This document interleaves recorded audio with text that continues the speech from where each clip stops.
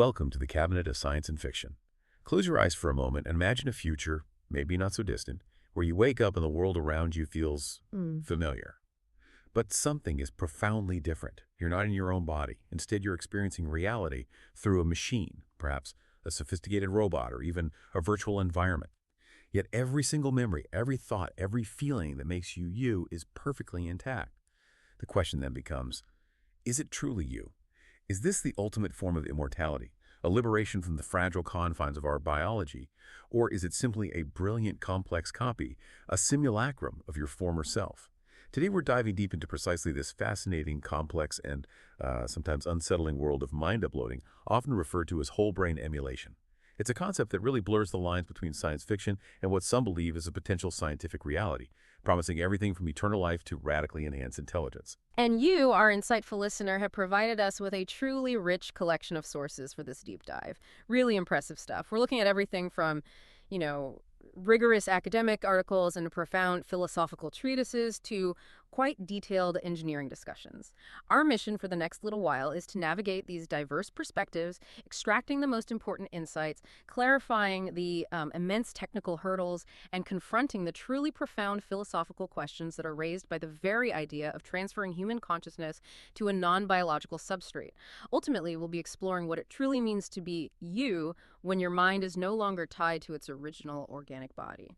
It's a huge question. That's right. And we'll be drawing from the groundbreaking work of researchers like Kurzweil and Hans Moravec, alongside insights from Paul and Cox. And we'll be wrestling with the deep philosophical contributions of thinkers like Klaus Weber and Roland Shea, not to mention the critical ethical discussions emanating from institutions such as the University of Western Australia and the Viterbi School of Engineering.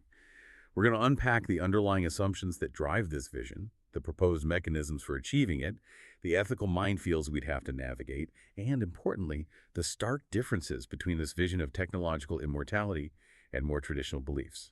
Okay, let's unpack this. Hashtag tag 1, the transhumanist dream. What is mind uploading? So to really get a grip on this, let's start with a clear definition. What is mind uploading?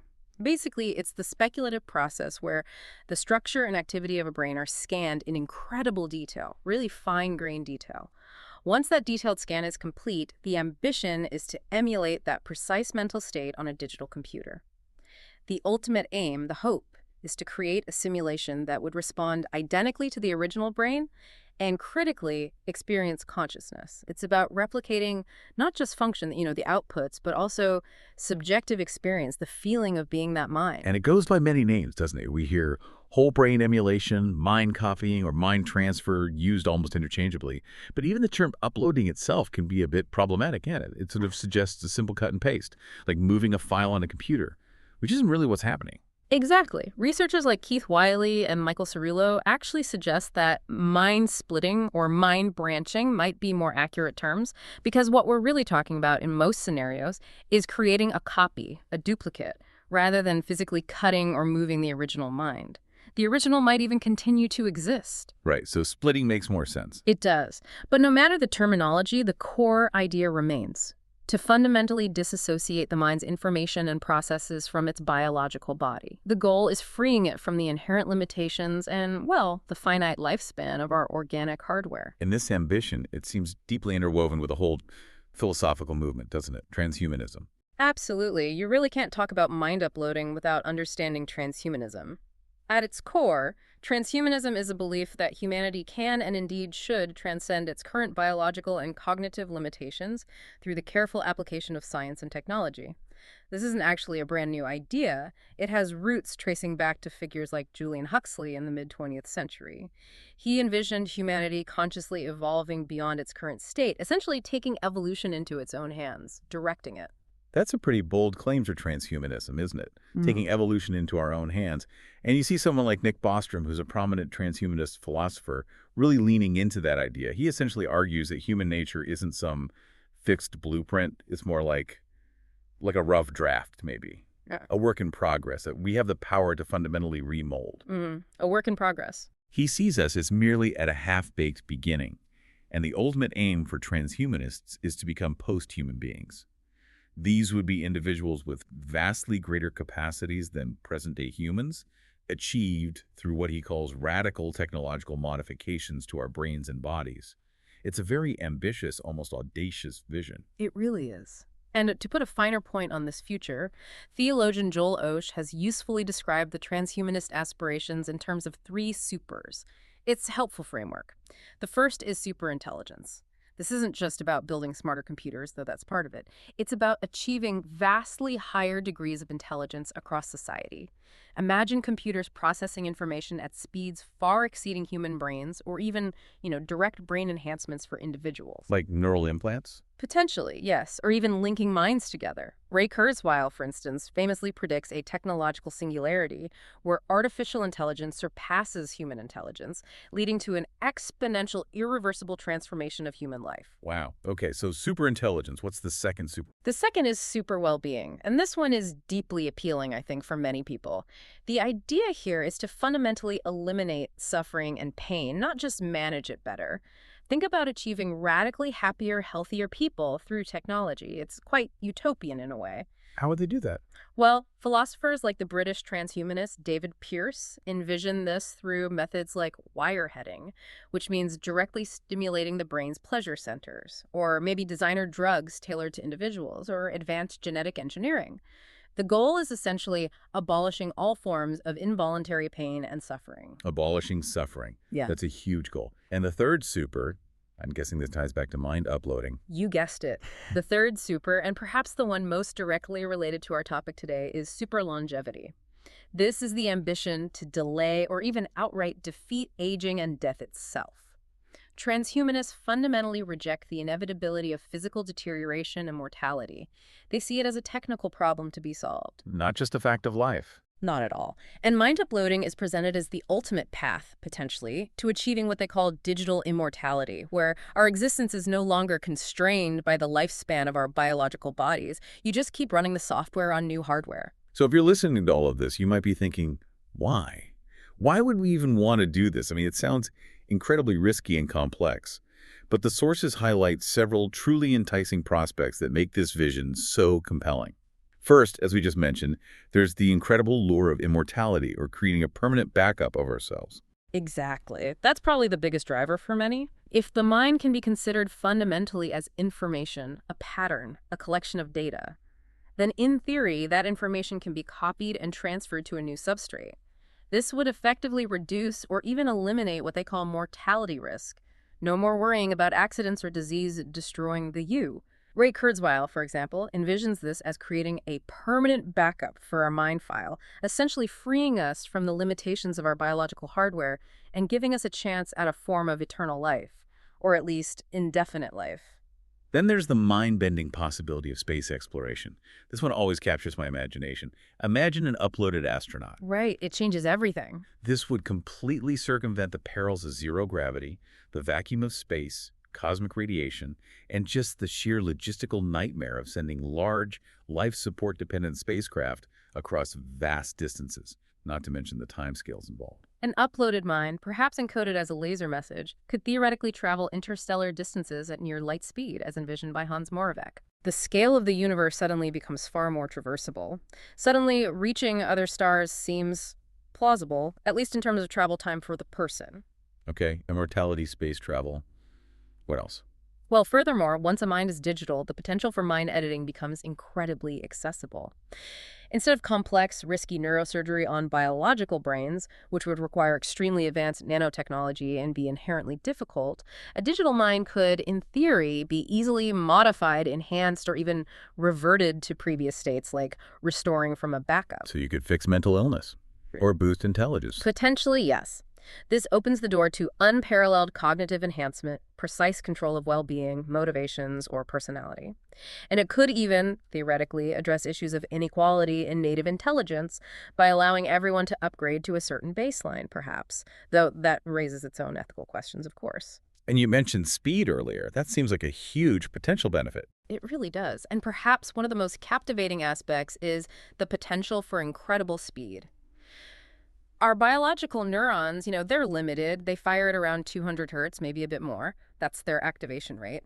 But digital brains, assuming we have sufficient hardware parallelism, could theoretically operate at multiple gigahertz, orders of magnitude faster. So thinking faster, Ah, experiencing faster. exactly. This could translate into a radically faster rate of subjective experience where, as one source suggests, you could potentially experience an hour of lifetime in a single second of real time. An hour and a second. Think about that. Time itself would feel different, profoundly accelerated. You could learn centuries of knowledge in a day, perhaps. So you could potentially live forever, travel the stars, be vastly smarter, and even experience time on an entirely different scale.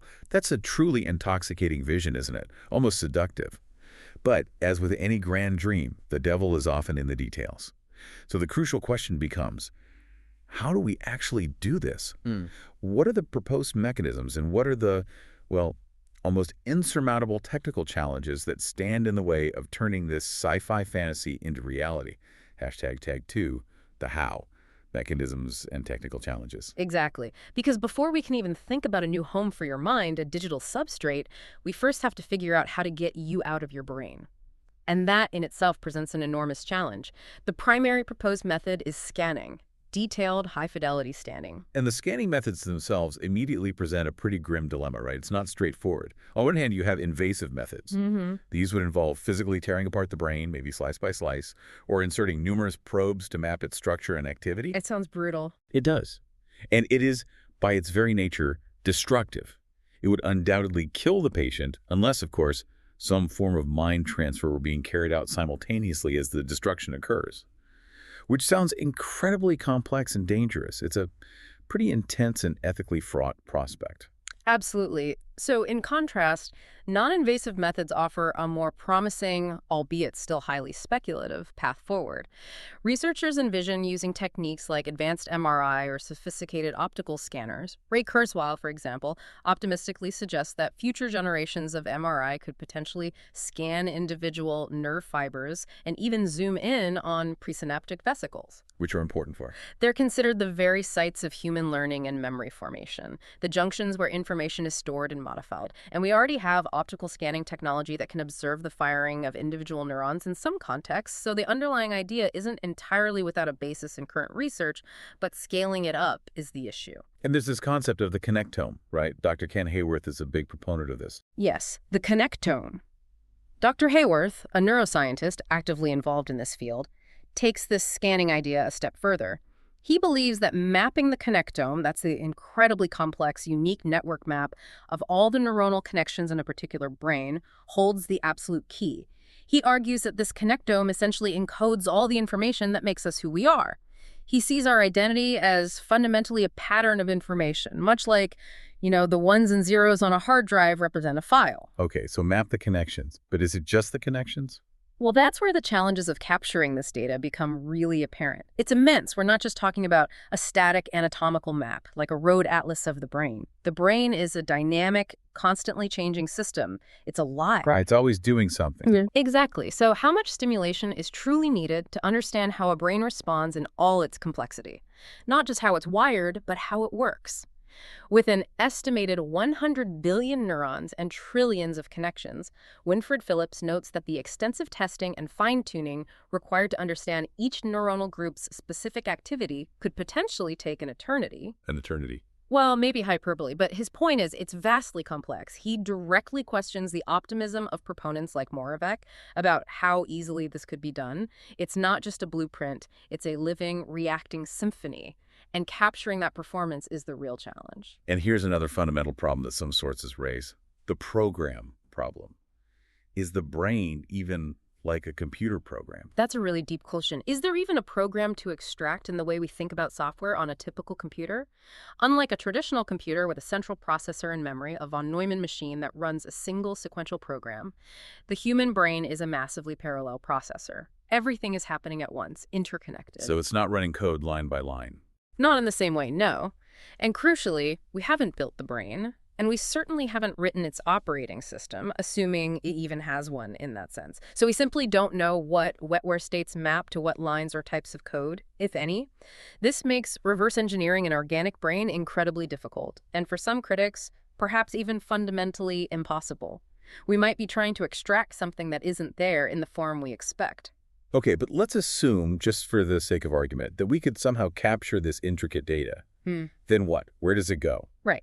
Assuming we clear that massive hurdle, the next stage is building the robot brain or digital substrate to house it. The mind's data needs a new home.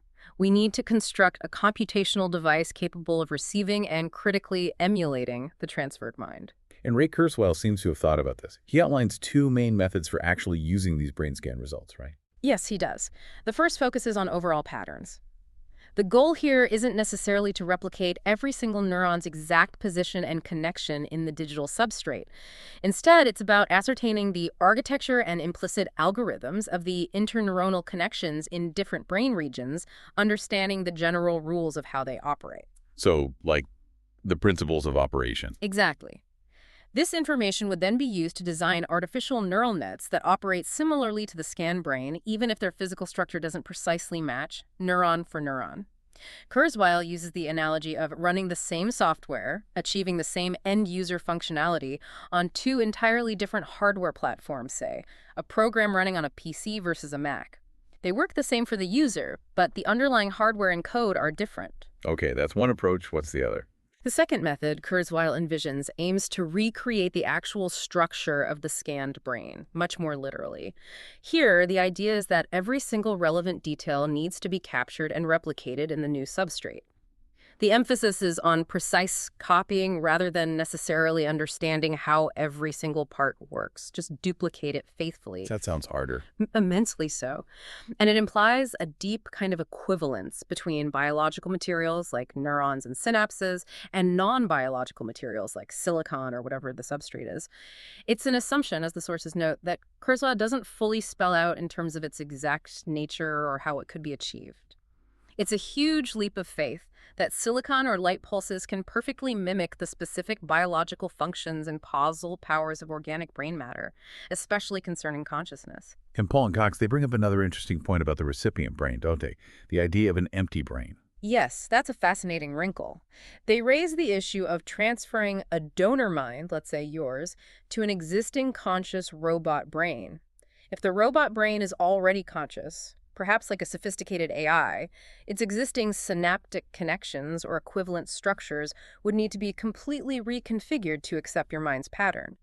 This process would effectively destroy the existing recipient mind in the robot. That's a serious ethical problem overriding an existing consciousness. So like killing the robot to make room for the human upload? Precisely. To avoid this, they suggest using an empty robot brain, perhaps something akin to a baby's brain in terms of potential but lacking established connections and consciousness. This empty brain would then need to grow synapses and their strengths, or their digital equivalents, as the new mind is transferred or develops within it. Whichever approach you take, pattern matching or exact replication, the computing power required sounds astronomical. Oh, absolutely. We cannot overstate the computational complexity required for this undertaking. It's mind-boggling. The processing demands for emulating a human brain are truly immense, and estimates vary wildly depending on the level of detail being simulated. What level is enough for consciousness? We don't know. So what are the numbers like? Well, for instance, simulating an analog network model, which is relatively coarse-grained, might require around NN15 FLOPS, that's floating point operations per second. Some estimates suggest we might have reached that ballpark around 2008, theoretically. But if you're trying to simulate the stochastic, probabilistic behavior of single molecules within neurons, capturing the true deep-level complexity and randomness, the estimates soar to an astronomical 1043 FLOPS. 10 to the 43rd. That's just an insane number. It is. To put that in perspective, that's roughly equivalent to the estimated number of atoms in a small galaxy. It's an almost unimaginable leap in computing power, pushing realistic timelines for successful emulation out for possibly a century or more, according to Sandberg and Bostrom's 2008 technology roadmap. But what about Moore's law? Doesn't computing power keep doubling?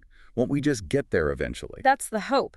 And advocates often point to Moore's law, the historical observation that computing power tends to double approximately every 2 years, to support the idea that the necessary power will eventually be available. However, researchers caution that the actual computational requirements for faithful brain emulation are very difficult to quantify accurately. We don't know the precise level of simulation needed. This makes arguments based solely on Moore's law potentially specious, because we're not entirely sure what the target computing power even is, or if Moore's law will continue indefinitely, especially for this specific kind of complex parallel biological emulation, which is very different from running standard software. Okay, so the technical hurdles are enormous: scanning, simulating, computing power. Yeah. But let's say we could overcome them. How would the actual transfer work? The sources describe different scenarios, right? They do. Our authors have imagined several detailed mind transfer scenarios, and they often involve confusing differences in detail, showing there's no single agreed-upon method. One of the most vivid and perhaps slightly disturbing comes from Hans Moravec. Let's call it the robot surgeon scenario. Okay, paint the picture. Imagine this. You're lying there, fully conscious, your skull open. A robot surgeon's hand, equipped with incredibly fine scanning instruments, meticulously scans a few millimeters of your brain surface. It builds a high-resolution 3D MRI image of that section and simultaneously monitors all the neuron pulses, the activity within it. Based on what Moravec calls a comprehensive understanding of human neural architecture, a big assumption in itself, the robot then writes a program modeling that specific scanned brain tissue. A simulation of just that little piece. Exactly. It installs this program in a powerful computer connected to your brain, and then it needs to be fine-tuned. You're even given a push button, supposedly, to switch back and forth between experiencing reality through your original brain tissue and through the computer simulation of that tissue. Seriously, you can A/B test your own brain parts. That's the scenario Moravec describes. Once you're satisfied that the simulation feels identical, that everything seems to be the same, the simulated tissue is permanently established, and the original biological tissue it replaced is removed. This process continues, millimeter by millimeter, slice by slice, until, as Moravec puts it, your skull is empty. Your mind has been removed from the brain and transferred to a machine. Wow. And then? Your biological body then spasms and dies, deprived of its brain. But your mind, now running entirely on the computer, is swiftly reconnected to a new, perhaps robotic body, completing the metamorphosis. It's an almost a terrifyingly clinical vision of transformation. That is intense. Are there less invasive ideas? Well, Moravec also offered a slightly less invasive, yet still philosophically profound, concept known as the psychological shadow approach. Here, the idea is that a portable computer, maybe something you carry with you, would be pre-programmed with the universals of human mentality and your unique genetic makeup. It would constantly shadow you, observing your behavior, maybe monitoring your brain activity non-invasively, gradually learning to mimic you exactly. Like a digital twin learning in real time. Precisely. The implication is that when your biological body eventually dies, this meticulously developed program, this perfect psychological shadow, would be installed in a robot body. It would then take over your life, interact with your friends, access your bank accounts, and crucially, Moravec implies, it would be you. It's almost like a backup self that activates upon your death. And he had another one, too, involving the corpus callosum. Yes, the corpus callosum method. This one is also quite intriguing. In this scenario, your corpus callosum, the bundle of nerves connecting the two hemispheres of your brain, is surgically severed. It's then connected to a computer, which monitors all the traffic passing between the hemispheres. Based on this data, the computer constructs a detailed model of your mental activities. Gradually, this computer simulation insinuates itself into your thinking, maybe taking over functions as your biological brain naturally deteriorates due to age or disease. So it fills in the gaps. Yes, until eventually your entire mind is entirely in the computer, having seamlessly migrated over time without, perhaps, a single moment of discontinuity. And Paul and Cox had their transplant idea, too. Right, their transplant process is another key scenario. Here, parts of your brain are systematically replaced by electronic components, maybe neuron by neuron, synapse by synapse, directly within your skull. The idea is that consciousness continues uninterrupted as the physical substrate changes gradually until the mind is entirely transferred to the non-biological components, which could then perhaps be moved to a robot body. They also considered a more biological approach, growing a brain to twice its normal size and then splitting it, but that's more about human-to-human duplication, which is slightly outside our main focus here on uploading to a machine. Okay, so lots of different potential pathways. It helps to categorize them, maybe. Winfred Phillips tried to do that. Yes, Winfred Phillips provides a helpful classification of these scenarios, boiling them down to a few core options based on when and how the robot brain is created relative to the human mind. Option 1, build a conscious robot first, then upload the human mind into it. In this case, the robot might already be a person, or at least a potential person, like Moravec's shadow computer, depending on how you interpret its consciousness before taking over. Which raises the ethical issue we mentioned earlier. Exactly. It raises serious ethical concerns about destroying the robot's pre-existing identity or consciousness to make room for the upload. Okay, what's option 2? Option 2. Build the robot brain using the specific details of the human mind undergoing the transfer.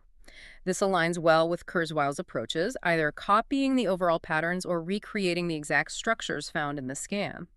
Moravec's robot surgeon scenario could also fit here if the computer is considered empty before being programmed piece by piece with your specific neural data. The robot brain is custom built for your mind. And option 3? And option 3. Gradual replacement within the human skull.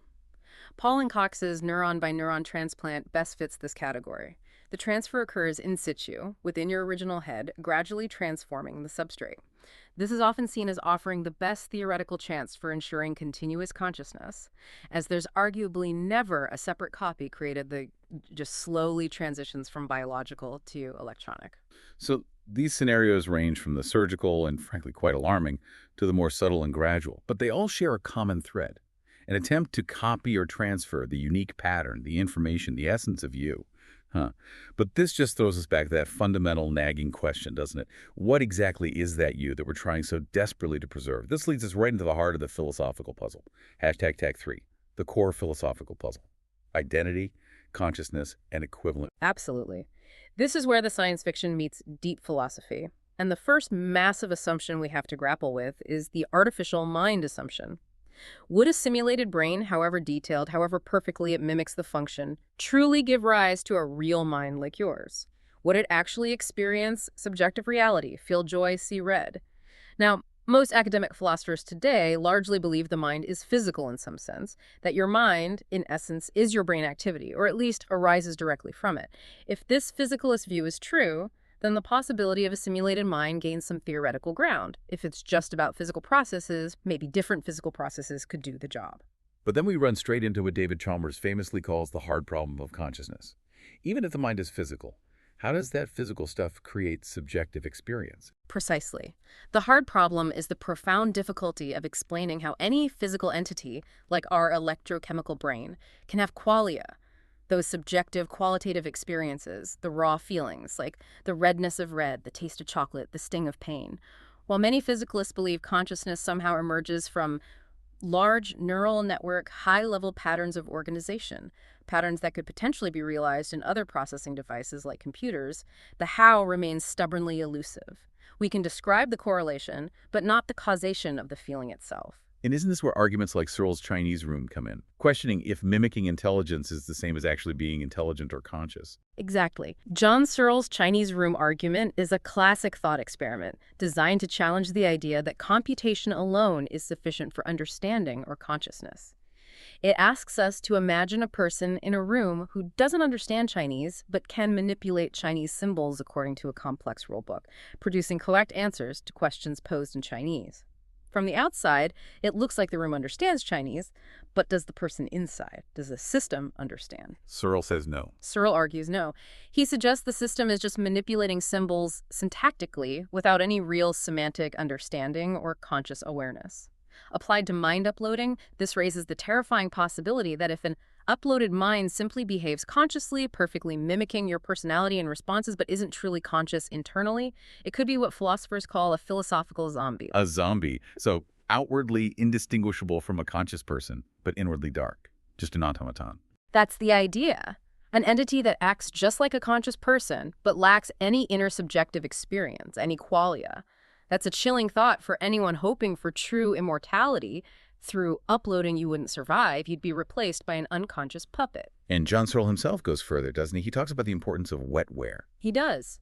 Searle argues strongly that consciousness is fundamentally tied to the specific causal powers of human brain wetware, the biological, chemical, physical properties of our neurons.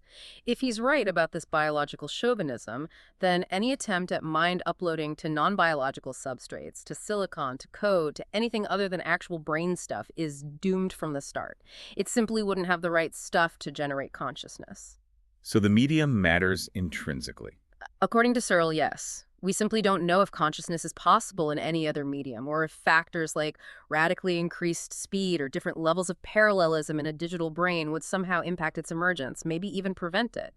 It's an enormous, unresolved unknown at the very core of the enterprise. And it's not just philosophers raising doubts, right? Neuroscientists, too. Indeed.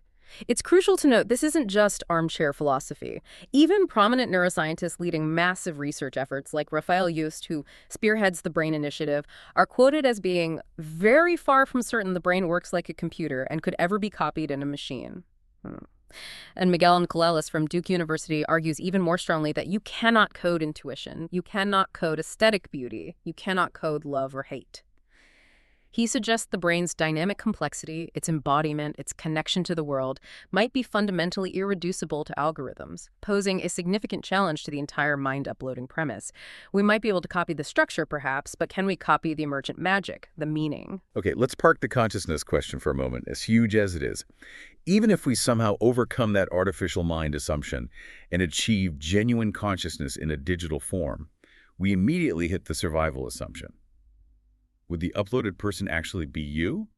Or would it just be an incredibly detailed mental clone, a perfect copy, but not the continuation of your specific stream of consciousness? Right. This is an ancient philosophical puzzle, really.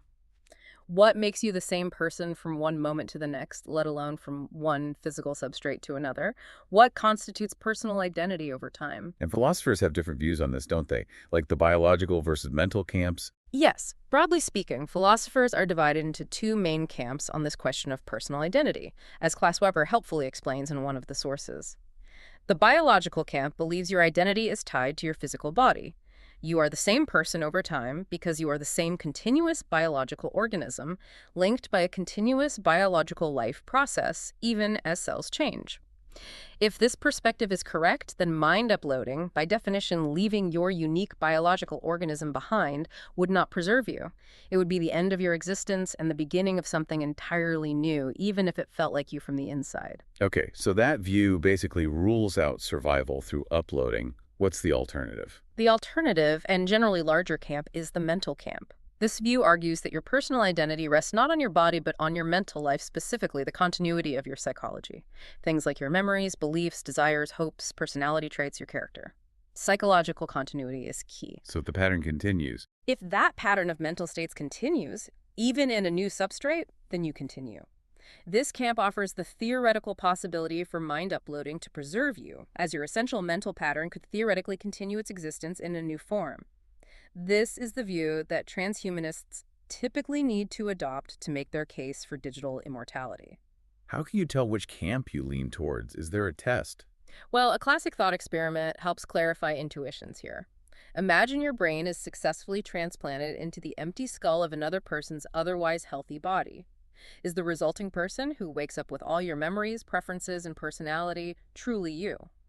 Or are they the person who donated their body, now with your brain? Your gut feeling about this scenario where you think the person goes often reveals whether you lean more towards biological or psychological criteria for identity.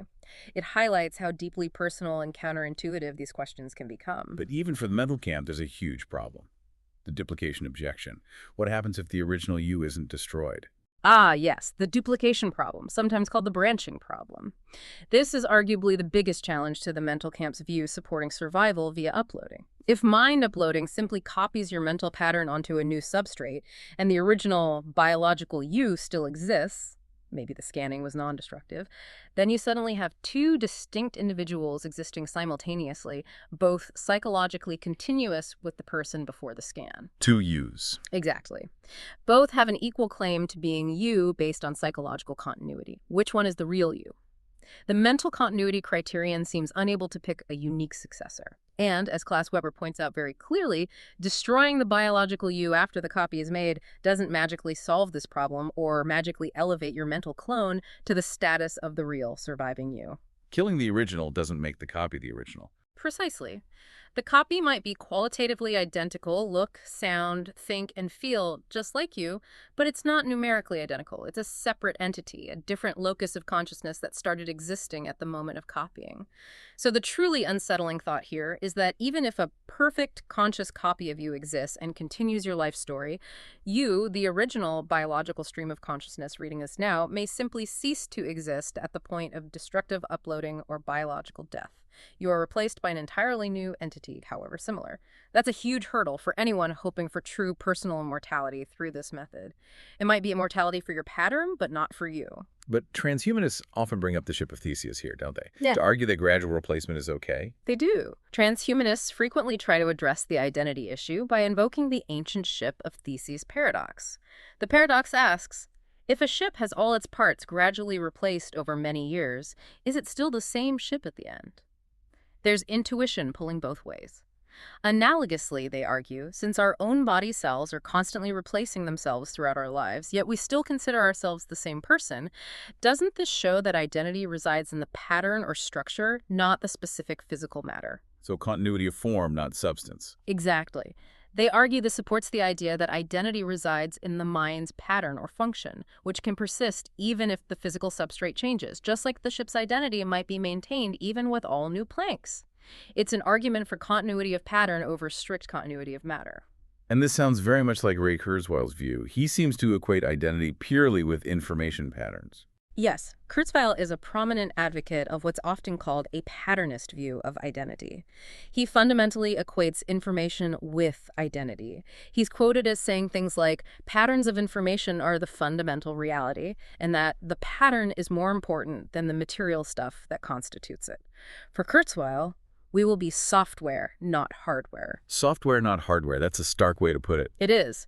This view suggests that the physical brain is merely jelly, as Moravec colorfully puts it, or just the initial hardware that can be scanned, copied, and replaced without losing the essential you, because the you is the pattern, the software. It's a radical redefinition of what it means to be a person, reducing us to abstract information. Okay, so let's circle back.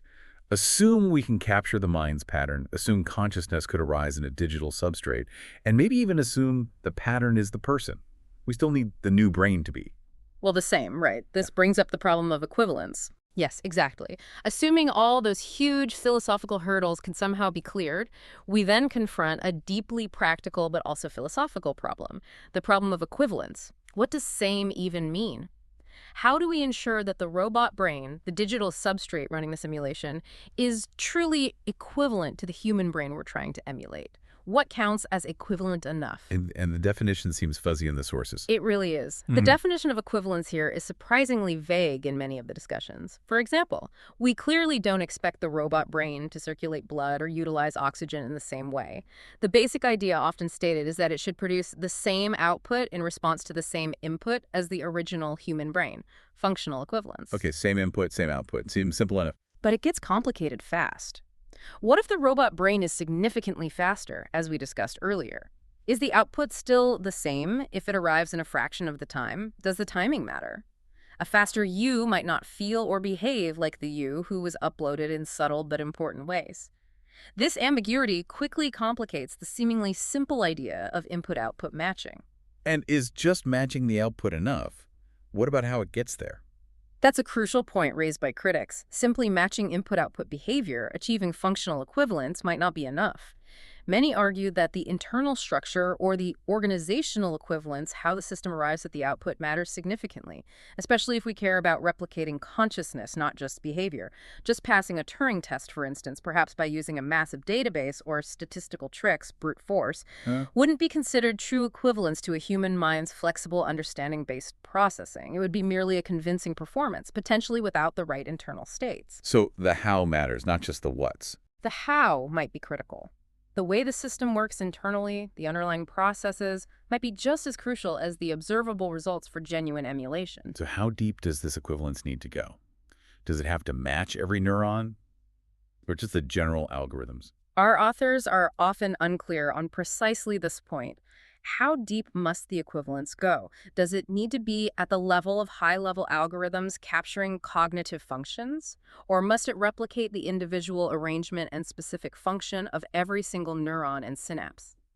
Proponents often seem to prioritize functional equivalence, getting the behavior right, over deep structural or algorithmic similarity, perhaps hoping, as mentioned, that vastly increased processing speed can compensate for any deeper architectural differences. But that feels like a gamble. It is. It leaves a huge question mark over whether that functional equivalence, mimicking the behavior, would actually translate reliably to subjective equivalence, the same inner feelings, the same conscious experience. Which brings us right back to consciousness. It always seems to come back to consciousness, doesn't it? This is the critical point. There's simply no guarantee that achieving functional equivalence, meaning the same observable output for a given input, will automatically produce a correspondingly equivalent mental life. We still lack that fundamental scientific understanding of whether consciousness requires specific biological wetware, as Searle argues, or perhaps a particular level of neuronal structure, specific types of parallelism, or quantum effects that might not be replicable in silicon. Relying on functional equivalence alone without this deeper understanding of the necessary conditions for consciousness represents a massive, unverified leap of faith. We're hoping the inner light turns on just because the outer machine behaves correctly. Okay, so assuming we tried anyway, despite all these uncertainties, how would we even test it? How do we know if the upload actually worked? This seems like the testing problem. Yes, the testing problem is monumental. If we actually attempt mind uploading, how do we verify success? How do we know the resulting entity is conscious and is, in fact, the continuation of the original person? Our authors, particularly the more optimistic ones, often seem overly optimistic, as Winfred Phillips criticizes, about the ability to write perfect code or create a perfect emulation for something as complex as a human mind without extensive, rigorous testing. It's not like writing simple software, is it? Not even close. Any experienced software developer will tell you that the idea of writing perfect code on the first try for any non-trivial system is completely unrealistic. Programs invariably have bugs, unexpected interactions, require numerous attempts, and undergo extensive testing, debugging, and rework before they're considered even remotely reliable, let alone perfect. The complexity of a human brain absolutely dwarfs even the largest commercial software systems ever created. So the assumption that we can just scan, transfer it, and it'll work perfectly without rigorous validation seems highly questionable, perhaps dangerously naive. But didn't Moravec's robot surgeon scenario include some testing? The patient switching back and forth? It did, yes. Moravec's robot surgeon scenario does incorporate some element of fine-tuning, where the human subject is supposedly asked to agree that everything seems to be the same as parts of their brain are simulated and replaced. But this assumes two huge, questionable things. First, it assumes the robot surgeon can actually know if its initial code or simulation for your brain part is correct enough to even begin the comparison. How does it establish the baseline? And second, it assumes that a human subject can reliably assess and compare internal conscious states part by part with such precision. Can you really introspectively feel if your recreated digital visual cortex is giving you the exact same shade of red experience as your biological one did a moment ago? It seems like an almost unfathomable task for introspection. And what if the upload creates one of those philosophical zombies? How would testing catch that? That's the absolute killer aspect of the testing problem, the zombie problem in testing.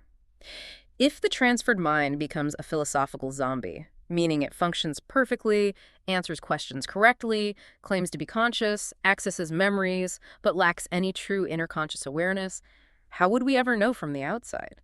A zombie, by definition, would naturally claim to be conscious. It would say, yes, I feel pain, or I remember my childhood, because its programming based on the original brain would dictate those responses based on the inputs. It wouldn't know what it's missing. Exactly. It wouldn't know it was missing subjective experience because it wouldn't have the capacity for subjective experience to make the comparison.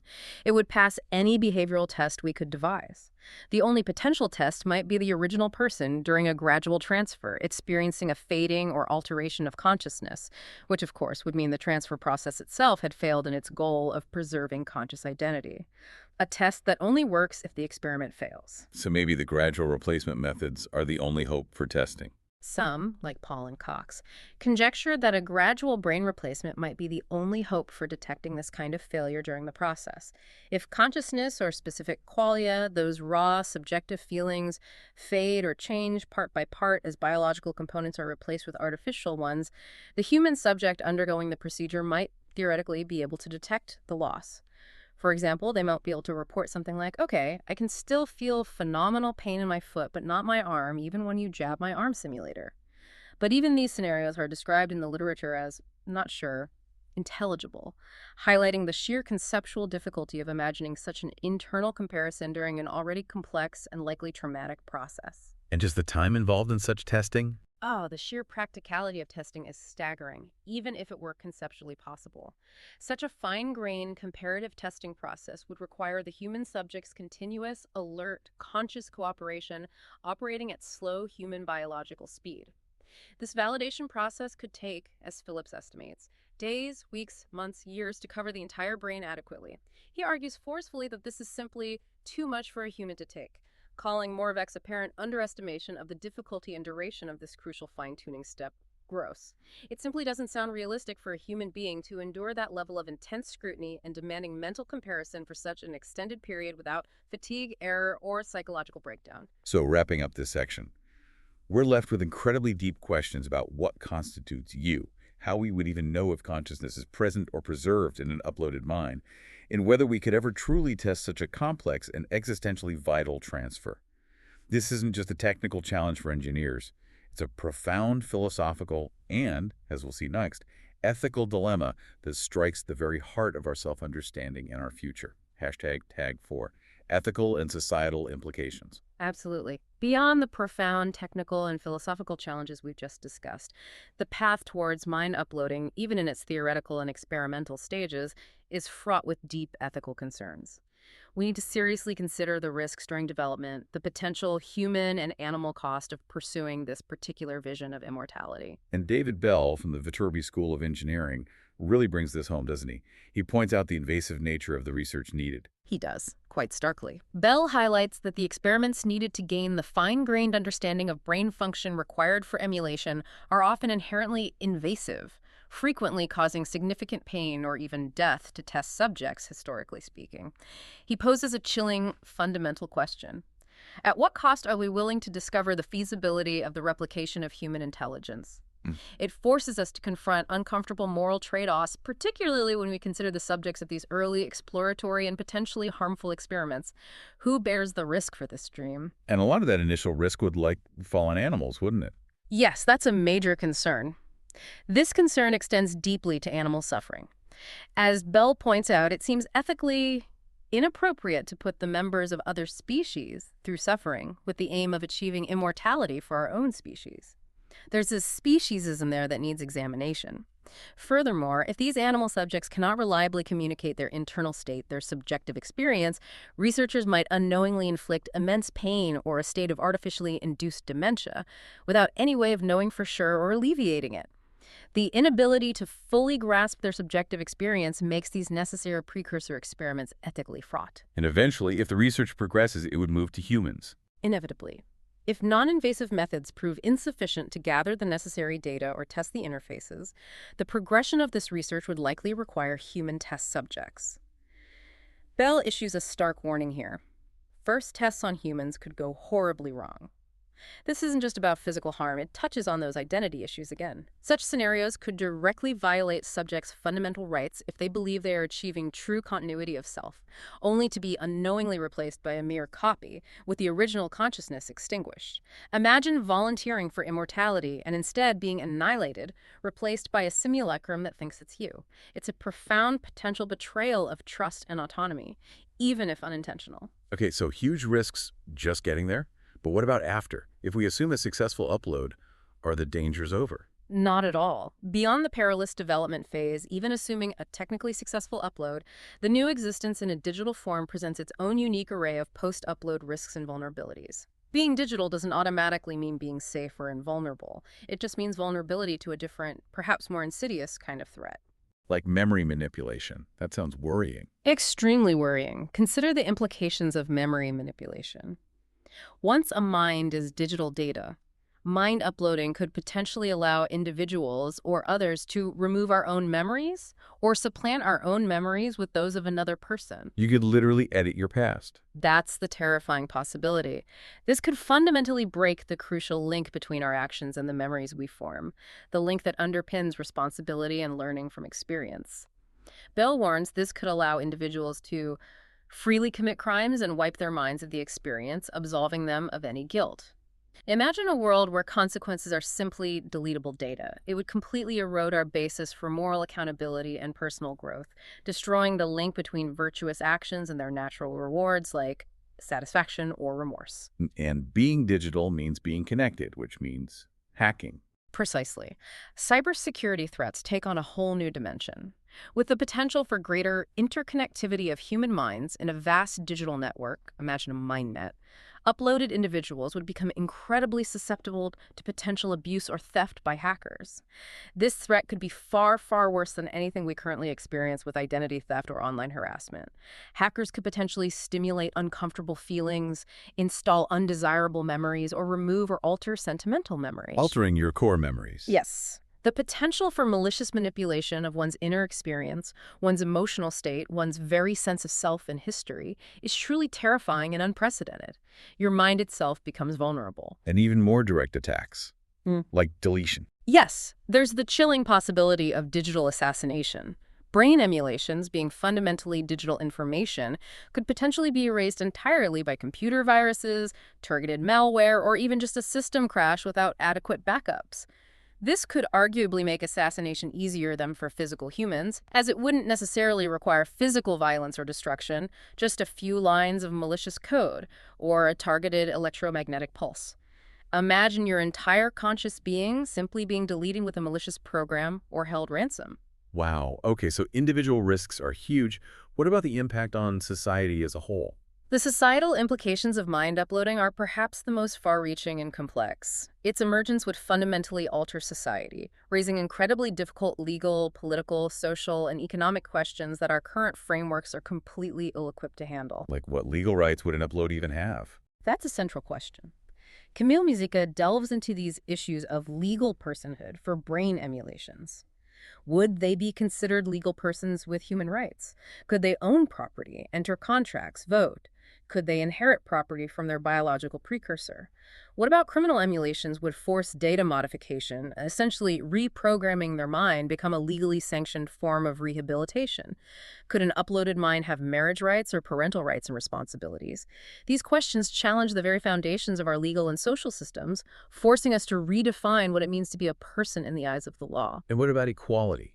This technology sounds like it would be expensive. Extremely expensive, almost certainly, at least initially. Mind uploading could therefore severely exacerbate existing inequalities. While proponents might argue it could offer those born with deficient bodies or intelligence a chance to gain capabilities others naturally possess, leveling the playing field in some ways, the technology itself would likely be highly exclusive. This could lead to terrifying new forms of social stratification, discrimination, maybe even racism, xenophobia, and religious prejudice between biological humans and uploaded posthumans, or even between different models or versions within the uploaded community itself. Imagine an even deeper, more fundamental divide between the haves and have-nots of digital existence and potential immortality. There's also a subtle point about losing something, losing the feeling of thinking. Yes, Angel Rivera-Novoa introduces a fascinating and quite subtle concept here, the potential for cognitive phenomenology loss. He argues that an excessive reliance on technology for cognitive tasks, even for enhancement through uploading or brain-computer interfaces, could foster a particular form of ignorance. It might lead to a diminished capacity for individuals to autonomously perform certain cognitive tasks internally. More importantly, we might lose the sensation experienced when performing those tasks, that unique, first-person, qualitative feeling of thinking, remembering, concentrating, or understanding. So you could get the answer from the machine but not feel like you figured it out. Something like that. When a task is fully delegated to an AI or an external cognitive prosthesis, the intimate experience of being someone who remembers is lost, even if the information itself is still readily accessible. We might know more, objectively, but we might feel the process of knowing less. The subjective quality of our mental life could be impoverished. And this ties into the idea of the man-machine interface becoming too close. Exactly. Transhumanists often envision a very direct coupling between human and machine, where the computer and man, the human mind, would form a single system without the mediation of interfaces as we currently know them. They sometimes call this the man-machine. While this promises to greatly enhance cognitive processes, speed, and access to information, it also carries the risk Rivera-Novoa points out. Individuals might increasingly outsource the fundamental task of thinking itself. This could lead to a loss of first-person authority over one's own mental states and beliefs. If the machine is doing the cognitive work, who is really in control? Who is forming the beliefs? This fundamental shift in our relationship with our own cognition poses a deep challenge to our autonomy and self-determination. It's a lot to take in. As you can see, if you're listening, the path to mind uploading is paved with these incredible, almost fantastical promises. But it's also absolutely riddled with daunting ethical and societal risks that demand incredibly careful, proactive consideration before we go too far down this road. Do we truly understand the potential costs, both to individuals and to the very fabric of our society, before taking such a monumental, potentially irreversible leap? It seems the quest for technological immortality might come at the cost of our shared humanity as we currently know and value it. #Tag5. Contrasting visions of immortality. Digital versus spiritual. This brings us to a crucial comparison that really highlights the fundamental stakes involved, moving beyond just the technical and ethical to the existential. Roland Chia, a theologian from Trinity Theological College, provides a very thoughtful framework for contrasting the transhumanist vision with traditional religious views, specifically focusing on Christian beliefs about the afterlife. He positions transhumanist immortality, achieved through mind uploading or other radical technological means, as an example of what he calls futurum. Futurum. Okay, what does that mean? Futurum, in this context, refers to a future that is essentially the actualization of that which is already present in potential. It's a future created entirely through realities and causative forces that are already available, or at least conceivable, through human ingenuity, effort, science, and technology. In this sense, mind uploading represents humanity's ambitious attempt to challenge death's inevitability through purely human means, a self-generated future designed and built by human hands using the tools of the present world. It's evolution directed by us. And the goal is to become something beyond human, right? Apotheosis. Yes, the ultimate aspiration here, as Chia sees it, is what could be called a post-human apotheosis, literally becoming godlike, or at least transcending the human condition as we know it. It's an attempt to surmount human nature itself. Transhumanists, in this view, hope to be saved from human nature by refusing its perceived creaturely limits and finitude, things like aging, disease, death, limited intelligence. It's a vision of transcending the human, of evolving by our own design into something fundamentally beyond our current form, almost godlike in its potential capabilities and longevity. Okay, so that's the transhumanist futurum. How does Chia contrast this with the Christian view? In stark contrast to this human-engineered future, Chia presents the traditional Christian doctrine of resurrection as an example of Adventus. Adventus, like Advent, meaning arrival. Exactly. Adventus points to the appearance of something which is absolutely new and which cannot be actualized through human ingenuity or effort. It signifies a new reality that is not merely the effect of past causes or the actualization of existing potential, but rather is understood as an act of divine grace, a gift, a genuine renewal of creation initiated by God. This is a future that arrives, unexpectedly perhaps, as a gift from beyond the current system, rather than one that is engineered or extrapolated from within it through human toil. And critically, the Christian view emphasizes the body, doesn't it? Not just a mind or soul. That's a crucial distinction. Christianity traditionally emphasizes a bodily resurrection, not merely the immortality of a disembodied soul or an uploaded mind pattern. The resurrected individual is understood theologically to be the same person who died, but now possessing a spiritual body, a term from the Apostle Paul that is somehow transformed, healed, perfected, and complete, suited for a new kind of existence. But still fundamentally human. Yes. It is not usually interpreted as a new creation from nothing, but a genuine renewal and glorification of the original person. Importantly, this resurrected body is definitively human, intrinsically linked to the original person, not an artificial machine or a digital simulation.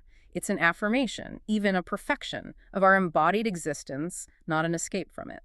So these two visions, digital uploading and religious resurrection, seem to clash pretty fundamentally on how they view us, our bodies, our minds, our identities. They absolutely do. They represent fundamentally different anthropologies, different understandings of what it means to be human. This leads to profound differences in how they view the relationship between body, mind, and personal identity. Transhumanists often sound like dualists, separating mind from body. Yes, that's a common critique. Transhumanists, much like the 17th century philosopher René Descartes perhaps, are often described as functional dualists, even if they claim to be materialists. They tend to believe that the I, the essence of the person, the locus of consciousness and identity, resides primarily in the mind, seen as functionally separate from the particular body it inhabits. The body, in this view, is often treated as just an instrument, merely the initial hardware, while the mind is the crucial software or the informational pattern that can theoretically be copied and transferred to new, perhaps better, hardware. As Chia notes, they often seem to have very little regard for the biological body, especially in its current perceived fragile and limited state, viewing it more as a temporary shell to be upgraded or shed entirely. And the contrasting Christian view, holomorphism. Right. This is often contrasted with something like Thomas Aquinas' concept of Christian holomorphism, though there are diverse views within Christianity. Aquinas' anthropology sees humans not as a mind trapped in a body, but as a hypostatic union of body and soul, a complex, integrated unity where one is not reducible to the other and they belong together. The soul, in this Thomistic view, is not just an occupant or a ghost in the machine, it's the form or the root principle of life of that specific body, inseparable from it for complete human existence. As Christian ethicists Mercer and Trothan explain it, we are not body, soul, spirit, mind, or other distinct parts glued together. Rather, these words express dimensions or aspects of the holistic, integrated person. The self, in this view, is profoundly and essentially embodied, not separable into transferable data. And this traditional view seems to mesh better with modern ideas about embodied cognition, doesn't it? The idea that our thinking isn't just in our head. It certainly resonates more strongly with that line of thinking. Modern cognitive science research into concepts like body memory or embodied cognition increasingly suggests a profound and intricate two-way connection between our biological body and our mind. This involves not just neurons and chemical transmitters solely within the brain, but also, for example, the influence of the gut microbiome on our mood and mental well-being, hormones, posture affecting confidence, the physical environment shaping thought. The self, from this perspective, seems inseparable from the flesh and blood body in ways we are only beginning to understand. Trying to simply copy a mind file based on brain scanning alone might inevitably leave behind significant, perhaps unquantifiable dimensions of who we truly are, elements deeply intertwined with our unique physical form and history. And this brings us back to identity continuity again, the copy versus the original. Yes, the crucial difference in identity continuity. In mind uploading, as we discussed with the duplication problem, the resulting digital copy, even if perfectly conscious and qualitatively identical to the original, is arguably numerically different. It's a new entity that begins to exist at the point of copying. It's perhaps more akin to some concepts of reincarnation, where a mind or soul is rebodied, but here with a totally different substrate, a machine that doesn't share the original body's continuous history or substance. For traditional Christianity, however, the concept of resurrection crucially involves the same numerical body, albeit transformed and glorified. This is seen as ensuring genuine continuity in personal identity that is rooted in the individual's unique, lived, embodied gestalt before God. Nothing of your unique personal history or integrated being is lost or duplicated, it's restored and perfected. So ultimately, the goal of the future looks completely different in these two visions. Radically different. The goal of the future diverges sharply. Transhumanism, in its more extreme forms, aims for humanity to become posthuman, to use technology to fundamentally overcome our biological nature, to essentially challenge the creator for dominion, as Chia puts it, by transcending our creaturely limits and forging our own technologically driven destiny. Christian hope, conversely, typically envisions human beings becoming fully and perfectly human through divine grace and resurrection, reflecting the impeccable image and likeness of God, more completely not by abandoning their essential humanity or embodiment, but by having it completed, healed, and perfected within a renewed creation. Wow. So it really goes deep. It really does. Ultimately, this deep dive shows that mind uploading isn't just a fascinating technical challenge for engineers and computer scientists looking decades or centuries ahead. It's fundamentally a profound debate about what it truly means to be human, what constitutes genuine life and personhood, and what kind of future we actually envision, hope for, and are willing to risk everything for. It pushes us, maybe uncomfortably, to examine our most foundational assumptions about our own nature, our value, our mortality, and our place in the vastness of the universe. #NetCheck outro. We've certainly journeyed through an ambitious and at times mind-bending landscape today exploring mind uploading. We went from the hopeful, almost utopian predictions of digital immortality and superintelligence through the incredibly intricate technical challenges of brain scanning and faithful emulation, and then deep into the profound philosophical and ethical dilemmas concerning consciousness, personal identity, and the very essence of what makes you you. It's been a journey filled with incredible promise, but also, it seems, immense peril and uncertainty. It really has. The very concept of transcending our biological limits through technology forces us to ask these deep and perhaps uncomfortable questions.